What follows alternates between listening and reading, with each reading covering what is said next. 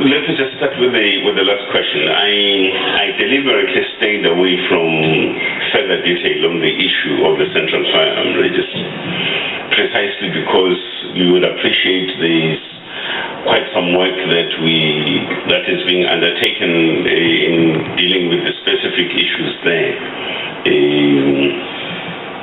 So I think it would be best that we can only stop at the level where we say, look, we acknowledge there's a problem, but also that problem requires to be fixed. I hinted on just the idea in terms of what the nature of the problem is and how it affects particularly, some of the happenings here in the Western Cape.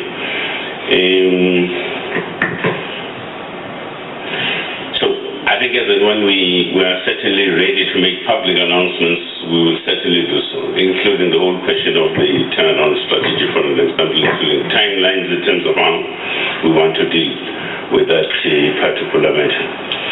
Now, the majority of the points that were raised, and it's just a proposal that I would want to make, because in the discussion in this forum, there has been somewhat of a shift, and that shift is zooming into the firearms control amendment bill. And I do think that we do need to have, and now I'm just proposing on my feet, chair of the portfolio committee, that perhaps we do require a structured process also led by the portfolio committee in processing public engagements and views and comments and so forth. Because most of these points, for an example, I think the gentleman you would have said more and quite a lot around the issue of microdots and advantages, disadvantages, and so forth. And you can come in with a specific sort of input, for an example, which would also assist in informing the ultimate end of what the outlook should be of the firearms control amendment bill and so forth. The same also about the question of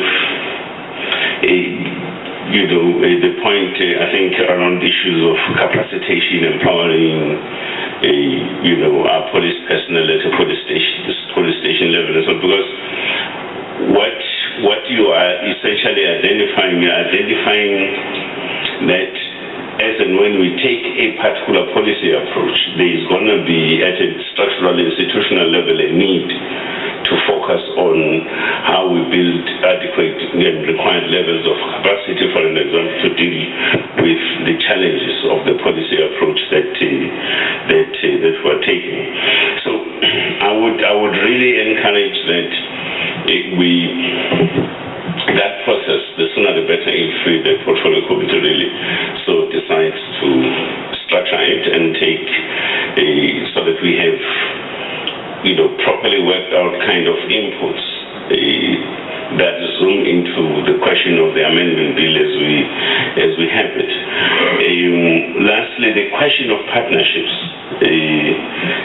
quite important, and I think you said something about, you said you come from UCT, isn't it? It's key. It's very, very, very important. The kind of partnerships that one is speaking to, is that there have to be partnerships that are of a wide-ranging kind of nature. For an example, we talk about community involvement, but also sectoral kind of partnerships of sorts. You probably have got something that you would be, in a position to offer around a policy approach, even a suggested sort of direction, for an example, as a research institute. And I think we will encourage something of that nature. So those are the comments that I want to make. I wasn't aware, for instance, of did you say the state of California? I'm not sure. On microdots. Oh, Maryland. Okay. Maryland. Specifically, the state Senate hearings from the state of Maryland when they actually dismantled the ballistic sampling process. But they were also referring to the state of California, as you rightly say, Honourable Minister. California came up with initial findings that was then supported by the National Academy of Sciences in the United States, and they completely scrapped the concept of ballistic fingerprinting as non-workable. Okay. I wasn't aware of those particular sort of facts and so on, and I think it's also the part of work in processing this piece of legislation that takes a research kind of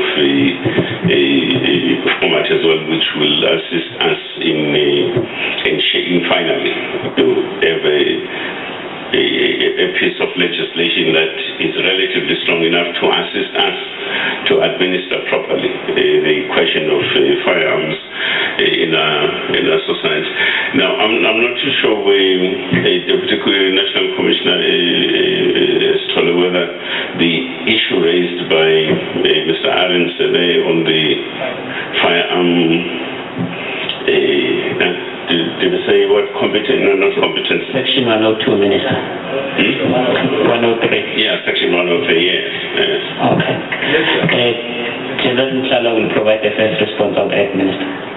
Let me just, because I've been told you'll respond, of course, but let me just take this opportunity to thank you to allow me to talk to you, because I'm told that I should now shut up and sit up. That's what you said. Thank you very much.